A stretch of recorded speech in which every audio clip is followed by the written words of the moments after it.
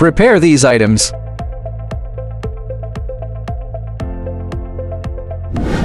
First, connect the breaker, then connect the inverter. During the wiring process, keep the breaker off. Connect AC in. Connect each wire in sequence: live wire, neutral wire, and ground wire.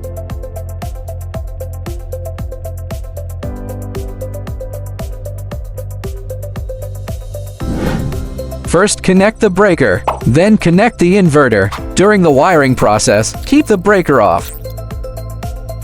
Connect AC out. Connect each wire in sequence: live wire, neutral wire, and ground wire.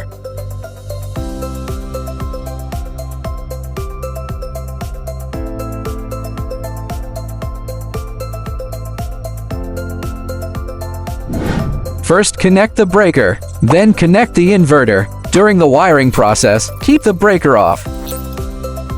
Connect the PV interface. Pay attention to the positive and negative poles. The red wire is connected to the positive electrode, and the black wire is connected to the negative electrode.